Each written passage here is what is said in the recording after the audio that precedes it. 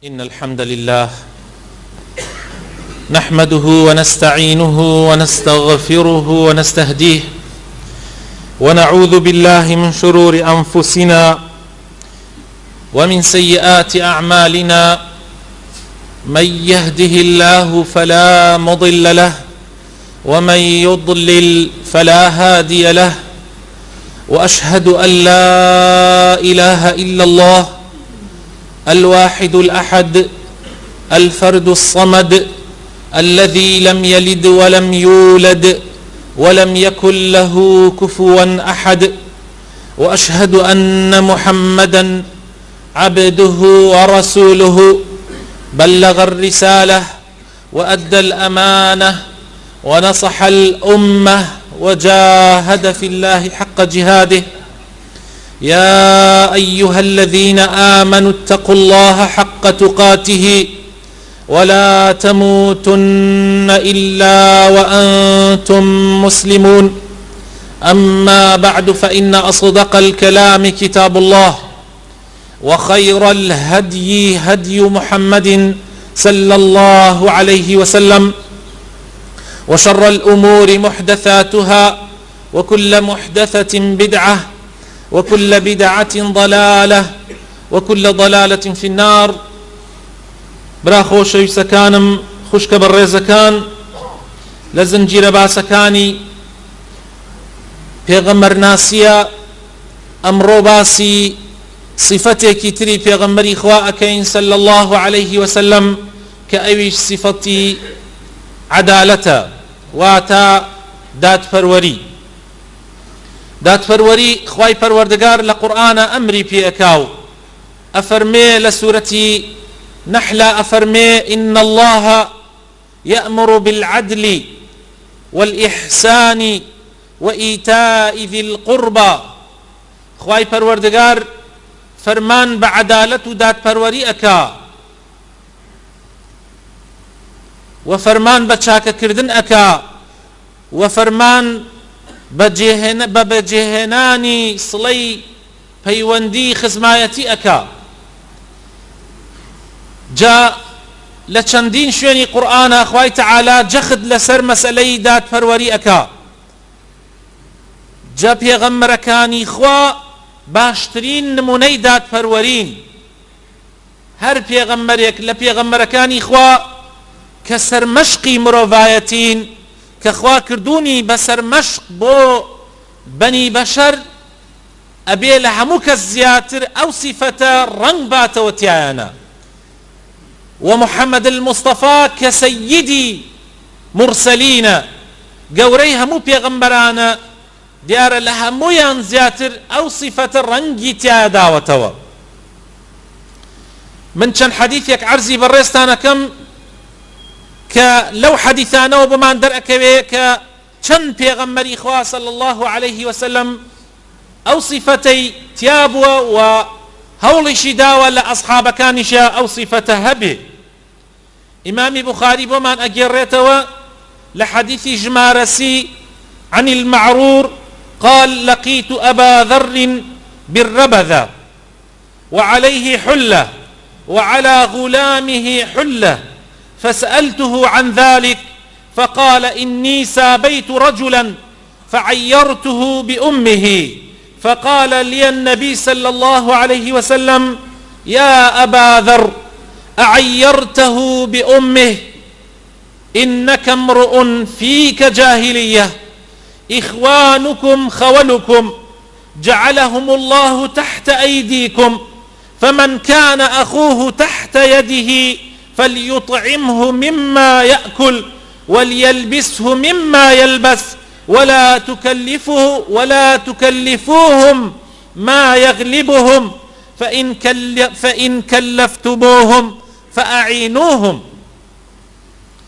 معرور بما نجرته أفرمي شاوم بأبا ذر كود بأبو ذر غفاري للربذ لو شنيك لكوتاي جيانيا تيامايا ألي بينيم جلو برجكي لبرايا أو خزمت كارو كويليك لقريابو حمان كلب لبريابو، يعني هردو چيان وەکو یەک ئەو کەلوپەلە و جلوبەرگەیان لە بەرابوو، یعنی یەک جۆر جلوبەرگ. ئەڵێ عەجایبم هات، پرسیارم لێ کرد لەبارەی ئەوەوە، وتی لە زمانی پێغەمبەرا صلی الله عليه وسلم من لەگەڵ کەسێکە لەگەڵ ئەو کەسانەی کە کۆیلە بوونە لە کاتی خۆیان، کە ئەو کەسەش بیلالی حەبەشی بووە، دەمەقاڵەیەک لە بەینمانە دروست بووە، لە دەمەقاڵەکەیان من تانەیەکم لێدا بە دایکێوە، وتم ئەی کوڕی، وەکو لە ڕیوایەتەکانی ترێ هاتووە، ئەی کوڕی ئافرەتە ڕەشپێستەکە. ئەڵێ هەواڵ گەیشتە پێغەمبەری خوا صلی الله عليه وسلم، پێغەمبەری خوا بانگی کردم و پێی وتم ئەی ئەبوو ذەڕ، گوێنت یان تانەتدا لە بیلال بەدایکی کە ڕەشپێست بووە، بەڕاستی تۆ کەسێکی هێشتا جاهلیەت و نەفامی تیا ماوە، هێشتا بەشێک لە نەفامی لە تۆیە هەیە، ئەوانە براتانن، خوای تەعالا خستوونیەتێ ژێردەستان، برای ئێوەن، لە ژێردەستی ئێوەیان. جا هەر کەسێ ئەگەر برایەکی کەوتە ژێردەستی بەهۆی هەر شتێکەوە، تۆ مدویری لە دائیرەیەکە، مەسئول و بەرپرسی هەر کارێکت لە ژێردەستایە، کۆمەڵە خەڵکێ لە ژێردەستان، تۆ لەو خواردنە بخۆ، لەو خواردنەی خۆت کە ئەی خۆی بەشی ئەوانش بدە، یعنی مەقسەد ئەوەیە لە خواردنەکەی خۆت بدە بە ئەوان. تۆ چی جۆرە خواردنێک ئەخۆی با ئەوانش لەو جۆرە خواردنە بخۆن، تۆ چی جۆرە کەلوپەل و جلوبەرگێ لە بەرەکەی بە ئەوانش هەر لەو جۆرە لەبەرکەن، و ئەرک و کارێک مەدەن بەسەریانە کە لە توانای ئەوانە نییە. ئەگەر کارێکیشتان دا بەسەریانە کە لە توانای ئەوانە نەبوو، یارمەتیان بن، خۆتانیش دەستباریان بن. سیرکەن برا بە ڕێزەکانم، سیرکەن پێغەمبەری خوا صلی الله عليه وسلم چۆن کاربەدەستەکان، چۆن مسلمانان، چۆن ئەسحابە بەڕێزەکان فێر ئەکا معاملە لەگەڵ ئەو خەڵکەی کە لە ژێر دەستیانایە بە چی شێوازێکی دادپەروەرانە معاملەیان لەگەڵا بکەن. هەمان خواردنی خۆتان بە ئەوانیش بیخۆن، هەمان پۆشاکی خۆتان بە ئەوانیش لەبەری بکەن، و کارێک مەدەن بەسەریانە کە لە توانایانە نەبێ، ئەگەریش داتان بەسەریانە خۆتان دەستباریان بن و هاوکاریان بن. ئیمامی بوخاری بۆمان ئەگێڕێتەوە لە حەدیثی ژمارە 3475 لعائشة عن عائشة رضي الله عنها أن قريشا أهمهم شأن المرأة المخزومية التي سرقت، فقالوا ومن يكلم فيها رسول الله صلى الله عليه وسلم؟ فقالوا ومن يجترئ عليه إلا أسامة بن زيد حب رسول الله صلى الله عليه وسلم. فكلمه أسامة فقال رسول الله صلى الله عليه وسلم أتشفع في حد من حدود الله؟ ثم قام فاختطب ثم قال إنما أهلك الذين من قبلكم أنهم كانوا إذا سرق فيهم الشريف تركوه، وإذا سرق فيهم الضعيف أقاموا عليه الحد، وأيم الله لو أن فاطمة بنت محمد سرقت لقطعت يدها. لزماني پیغمبر صلى الله عليه وسلم آفرتكي قريشي لعشيرتي پیغمبر صلى الله عليه وسلم دزيكر لتيري بني مخزوم قريش طبعا كشف بو دزيكي وبريار للاين پیغمبر ودرچو كدادوري او زمان بوا بريار درچو كدسي ببريتوا.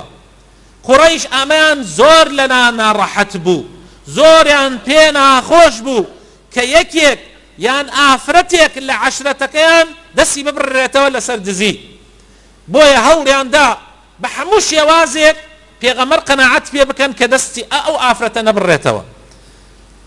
جاء لنا خويانا مشاوريان كردو كوا كسيك بنيرن بولاي پیغمبر قسەی لەگەڵا بکە، وتیان بەخوا هیچ کەسێک ناتوانێ، هیچ کەسێک جورئەت ناکا لەم مەوزوعە قسە لەگەڵ پێغەمبەرا بکە مەگەر ئوسامە، مەگەر ئوسامەی کوڕی زەید کە لە باوشی پێغەمبەرە خۆی گەورە بووە و خۆشەویستی پێغەمبەری خوایە با ئەو بنێرین بۆ لای پێغەمبەری خوا قسەی لەگەڵا بکە تاوەکو ئەم حەدەی خوا دوا بخە تاوەکو ئەو حەدەی خوا جێبەجێ نەکا ئوسامە چووە لای پێغەمبەری خوا صلی الله عليه وسلم ئەو پەیامەی کە قوڕەیش پێیاندا بوو گەیاندی بە پێغەمبەری خوا پێغەمبەری خوا صلی الله عليه وسلم زۆر تووڕە بوو فەرمووی ئوسامە تۆ هاتووی شەفاعەت بکەی تکا بکەی کەوا حەدێکی خوا کەوا سنوورێکی خوا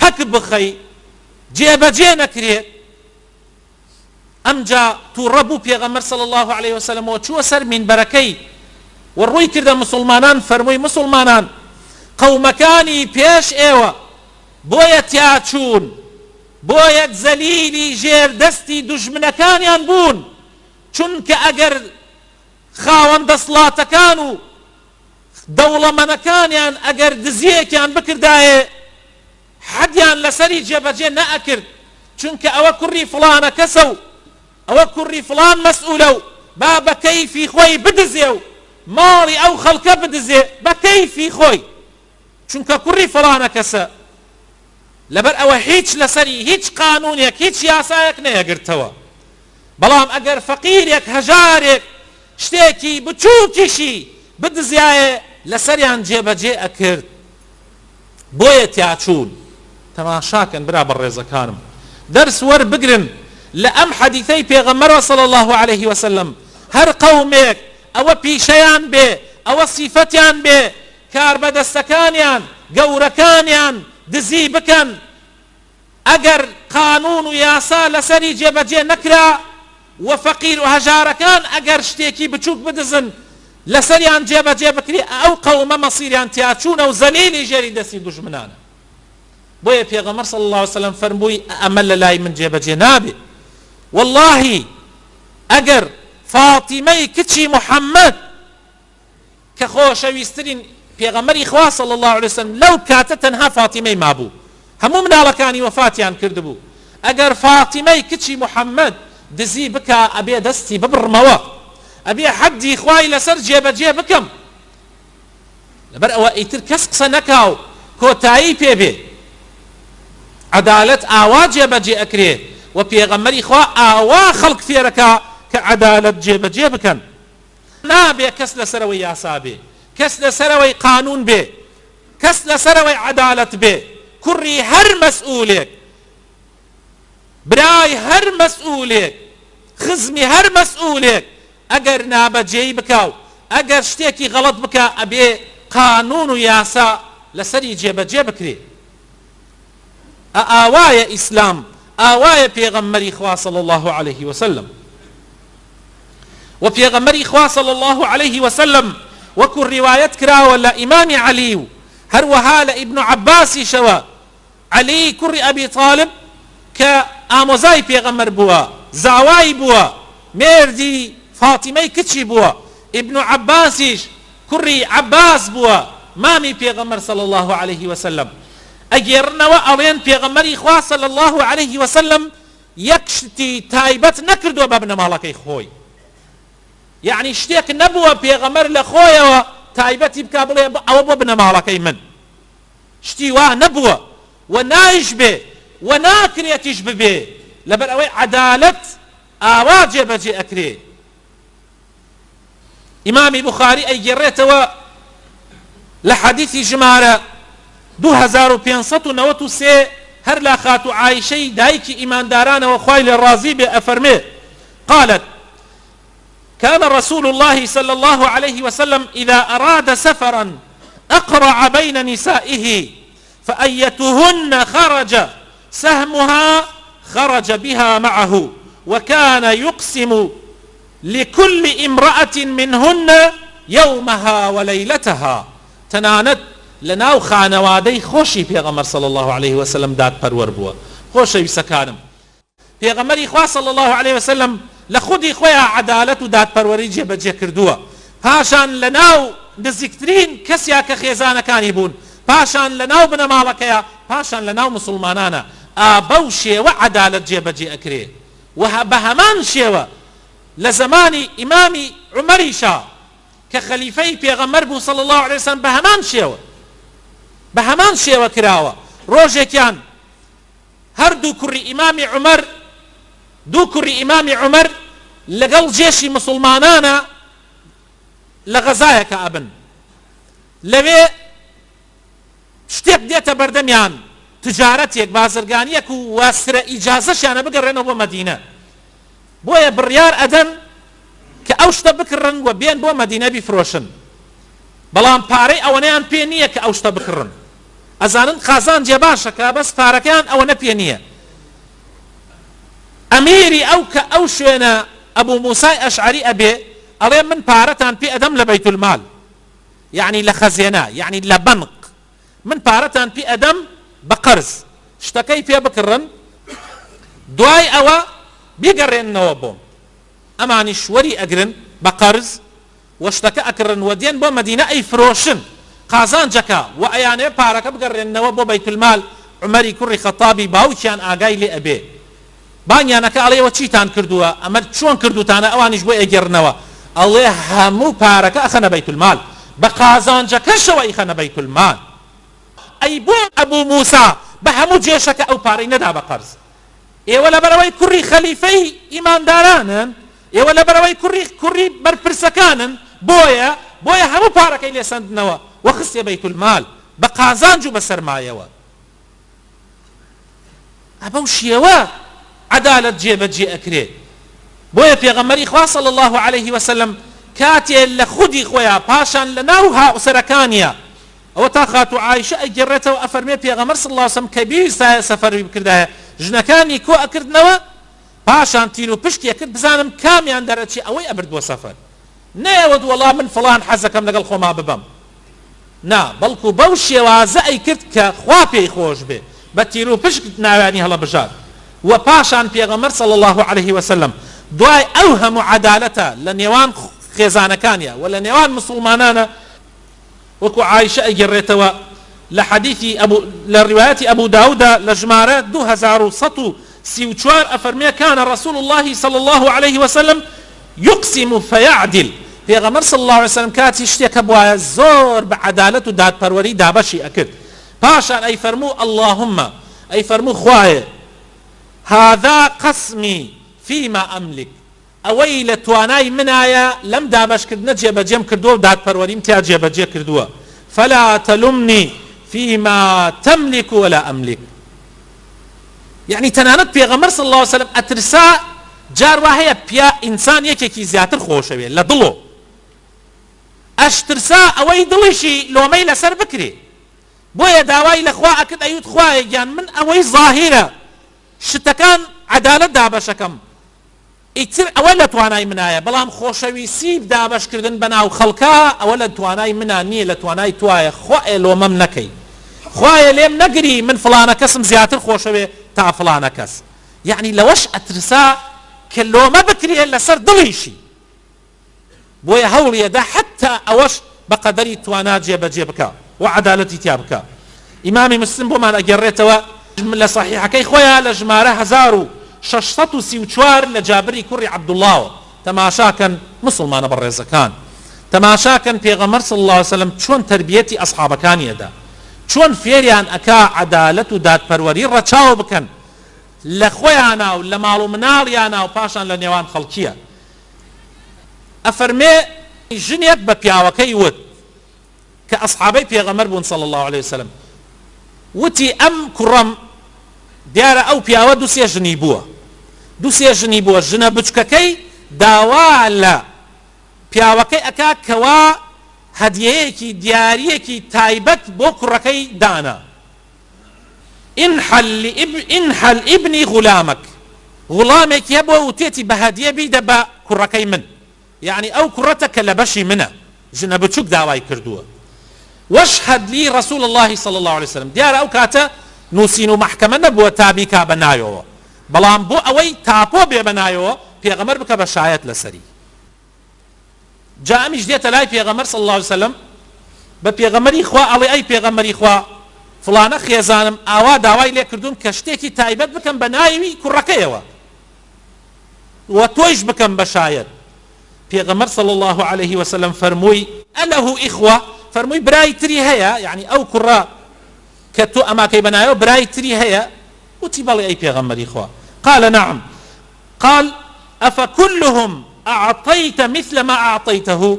بۆ هەموو مناڵەکانی ترت هەدیە و دیاریت کردیە وەکو بۆ ئەمەش ئەیکەی؟ یعنی ئەوەکانی تریش وەختی خۆی ئەم دیاریەت بۆیان کردووە کە ئێستا بۆ ئەمەیکەی؟ قال لا.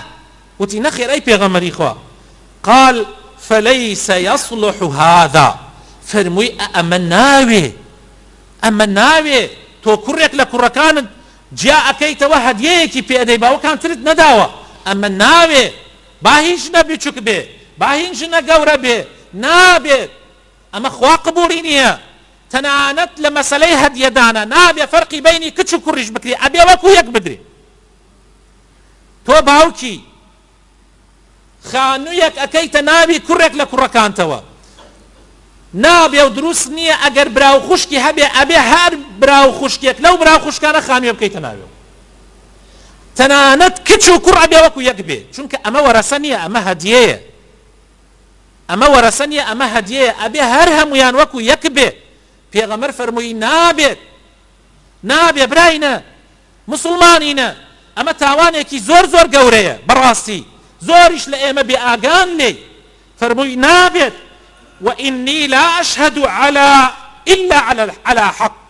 فرمووی ومن شایەتیش نادەم إلا لەسەر حەق نەبێ، ئەمەی تۆ ئەیکەی ناحەقە. براینە ئەمە نەکبەتیە کە زۆر کەسی گرتوۆتەوە. شتیوان نابێت لە دینی ئیسلامە، شتیوان نییە. هەدیە ئەبێ وەکو یەک بێ، میراتیش ئەبێ بەو شێوازە بێ کە خوا لە قورئانە باسی کردووە.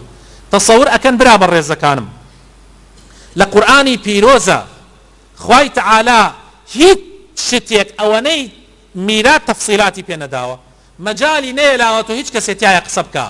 ئاەتی قورئانی لەسەر دابەزاندووە بۆ ئەوەی هیچ کەسێک فێڵی تیا نەکە، چونکە زۆر کەس لە مەسەلەی میراتە تێ ئەکەوێ بەشی خوشک نادەن، بەشی هەندێک لە براکانیان نادەن، بەو شێوازە فێڵ و فرتی تیا ئەکەن. لەبەر ئەوە بەڕێزانم عەدالەت زۆر پێویستە، ئینسان دادپەروەر بێ لە ناو ماڵ و مناڵیە، دادپەروەر بێ لە ناو خزم و کەسوکاریە، دادپەروەر بێ لە ناو خەڵکی تریشە بە پێی مەسئولیات و بەرپرسیارەتێک کە هەتە.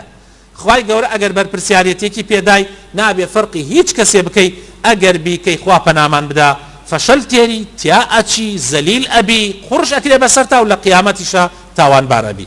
یا ڕەبی خوایە بەخاتر ناوە جوانەکانی خۆت ڕەحمان پێ بکە، هیدایەتمان بدە، ئیسلاحمان بکە، دادپەروەرمان بکە یا ڕەب العالەمین. یا ڕەبی خوایە بمان کە بە شوێنکەوتووی ڕاستەقینەی پێغەمبەری خوا صلی الله عليه وسلم. یا ڕەبی خوایە بخاتر ناوە جوانەکانی خۆت ڕەحم بە مردوەکانمان بکە، شیفای نەخۆشەکانمان بدە. یا ڕەبی خوایە ئەوانەی کە داوای دوعای خێریان لێکردین و حەز ئەکەن من دوعایان بۆ بکەم، یا ڕەب العالەمین خوایە کارەکانیان بۆ جێبەجێ بکەی. یا ڕەبی ئەگەر گەنجن یا ڕەبی ژیانی هاوسەرایەتی حەزی لێ ئەکەن بە نسیبیان بکەی. یا ڕەبی خوایە ئەگەر مناڵیان نییە مناڵی ساڵحیان پێکەرم بکەی، ئەگەر قەرزار و نەدارن خوایە بۆ خاتر ناوە جوانەکانی خۆت یا ڕەبی قەرزەکانیان بۆ جێبەجێ بکەی. یا ڕەبی ئەوەی کاسبی نییە خوایە کاسبی باش و حەڵاڵی بە نسیب بکەی. یا ڕەبی براو خوشکانمان کە ئاوارە بوون بە ناحەق لە ماڵەکانی خۆیان دەرکراون، یا ڕەبی بیان گێڕیتەوە بە سەربەرزی و بە سەرکەوتووی یا ڕەب العالەمین. یا ڕەبی خوایە بۆ خاتر ناوە جوانەکانی خۆت وڵاتمان پارێزراوە بکەی. یا ڕەبی خوایە کاربەدەستانمان هیدایەت بدەی، کارێک بکەن لە مەسلحەت و بەرژەوەندی هەموو خەڵکا بێ. ئامین ئامین.